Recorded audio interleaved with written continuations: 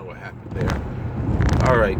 So we were talking about. I mentioned in the previous video that I was going to stop to make Birkas HaIlanos, and since then I did. I stopped, put on a bekasha and a hat to cover the bracha, put on a gartel, which I'm not wearing now. But the Kabbalists all say that this blessing of Birkas HaIlanos is very attached to everything we were talking about, to bring tikkunim to these souls that are stuck in the world, stuck in the trees, stuck in all kinds of things, and that these souls are lifted up when we recite the bracha. And really with any bracha we say, or any mitzvah we do, that we develop a devotion to God by engaging in devotions to God. One of the many benefits are that we are helping these souls that are earthbound souls to receive a tikkun, to receive a rectification, and go to heaven, at least according to the Kabbalistic teachings.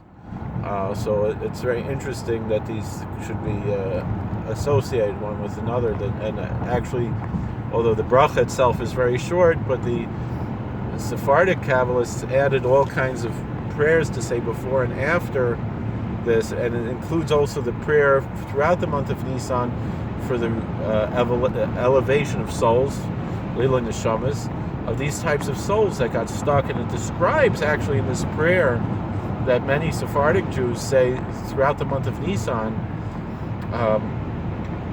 also connected to reciting the Nesiim, which we have a much shorter Yiratzon after the Nesiim by Ashkenazi Hasidim, but by the Sephardim it's a much longer prayer to talk about lifting up these souls. It's a really beautiful prayer, uplifting prayer, that talks about this idea that these souls that get stuck, that God should have grace on them, and even if they have no merit of their own, to afford them the opportunity to be redeemed and to go to heaven. So these are important things to be aware of. That again, I understand there are different views within Orthodox Judaism about these types of ideas, but with all that being said, not everyone accepts these ideas. But with that being said, this is part of a standard traditional Jewish liturgy,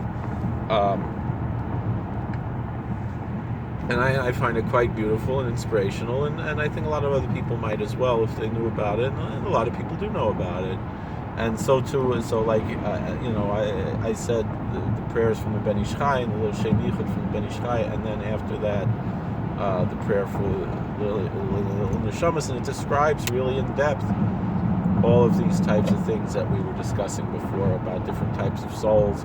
That's how we can prevent these type of Dibbuk attacks and so forth, by doing mitzvahs. So, that's why, and really it's an act of exorcism on the trees, that the trees have souls that they get attached to them. And so really the Birkas HaIlanos is a form of exorcism on the trees, to release the souls that are trapped in the trees. But really, similarly, really with any mitzvah, we can do that. The traditional exorcism in the Jewish tradition is to sound a shofar and recite Psalm 91. Might repeat that several times, 7 times, something like that, and maybe certain other prayers, like this prayer for the Ilin Neshamas and these types of things. And these things actually have a power. But again, you can talk to other people who are involved in this, and there are other prayers that are like this. So thank you for listening. God bless. Please like, share, and subscribe. It's still the month of Nisan. The Kabbalim say that part of the reason why Nisan is so special for Birkas HaIlanos is because the Tzir of Shem Havaya is straight along, Yud Kei Vav Kei, because each month has a different permutation of God's name. Because if you have 3 different letters, but they're 4 spaces, it's a 4-letter name, but 2 of the letters are the same. So you have 3 different letters, 3 times 4 is 12. You can have 12 different permutations of the 4-letter name of God. And meaning you can order those 4 letters in 12 different ways, rearrange them, and so each month is related to one of those according to the Kabbalists. And the month of Nisan that's ending this week is this month of Yud Kei Vav Kei, where God's name is straight, Yismach Hashemayim V'Sogel Haaretz. And on that account, that's why, according to the Kabbalists, it's better to recite Birkas HaIlanos during the month of Nisan if possible, because you can accomplish that. Obviously, people who live in the southern hemisphere have to say it in Elul or Tishrei, because that's when their trees are blooming, that's when they have springtime. And so too, those of us who live in colder climates and the trees aren't really blooming yet, I mean, it was only a small bud that was coming up. It was enough to say the bracha, halachically speaking. I've seen people say bracha on less than that. I remember I went once with Rav Tzvi Meir Zilberberg Shlita to the kever of Shmuel Navi, and saw him say Birkas HaIlanos, and he did like more than I did, but with this reciting from the Sephardic Sidurim, the Shem Yichud. So things like that, they're very interesting. We see the Hasidim also use the Sephardic prayers for these types of things, because we don't have our own, so we use theirs, and the thing is, it's all ours. All these tzaddikim belong to whole Klal Yisrael. The Ben Ish Chai belongs to me just as much as he belongs to someone from Baghdad, and the Satmar Rav belongs to the Sephardim just as much as it belongs to me, whose ancestors came from Satmar. So these are things to be aware of. I remember Rabbi Weinberger once said, in Yutes Kislev, we have to set the tzaddikim free from jail. He said, we impose them in jail. We think that the Satmar Rav belongs to Satmar, and the Balatanya belongs to Chabad, and the Ben Ish Chai belongs to the Sephardim. And he went on and mentioned some others. People think Rav Soloveitchik belongs to the modern Orthodox, and Rav Kook belongs to the religious Zionists, and this and that, which I know is, I guess maybe I'm guilty of that to a certain extent. And Rabbi Weinberger said that the avodah of Yutes Kislev is to free these tzaddikim from these jails that we put them in by not thinking that they only belong to this community or that community, and not recognizing they belong to the whole world. It reminds me, I don't know if you ever saw the movie This Island Earth, and they asked the aliens. They heard the music and they said, "What's that? Don't you know? It's Mozart." And then he said, "Oh, that's right. That's your composer." And I think it was the professor from Gilligan's Island was in it. One of the characters there, and he said, "What do you mean?" No, it was Faith Demerger who was the. Not sure who it was who said the line, but because Jeff Morrow was the alien. We're singing about Jeff Morrow, right? And Jeff Morrow, he said, "Oh yes, your composer," and then whoever it was, maybe it was Rex Reason, was one of the characters in the movie, and he said, "What do you mean?" He said, "Mozart belongs to the world." I don't remember if it was the male or female who said that. Mozart belongs to the world. So the same thing. The Ben Ish Chai belongs to the world. It's not just for the Sephardim. Rav Ovadia Yosef belongs to the world, not just to the Sephardim. So, all right. Well, thank you for watching. God bless. Please like, share, and subscribe. Comment. We'll see you all later. And before the end of the month, Friday's the last day of Nisan. And it's interesting because the tzaddikim say, the Kabbalim say, you're not supposed to say Birkas HaIlanos on Shabbos because you're engaging in the act of barer. So it's an interesting thing. So we, although others say that if the last day of Nisan is Shabbos, it's better to say it Nisan on Shabbos, and if you didn't say it yet, than to say it after Nisan.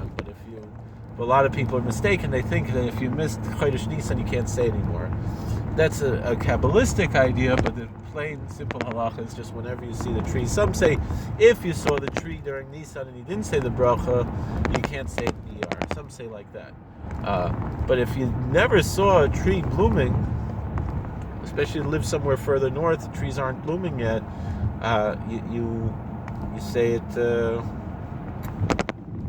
You say it when you see it in the ER, even Sivan, whenever you see it, as long as the flowers are still on the tree. If the flowers are already gone, then you can't say anymore. That for sure you can't say. But But you could say it when it's starting to bud a little bit and the flowers are maybe starting to open a little, which I was able to see by the tree that I saw. There's another tree here.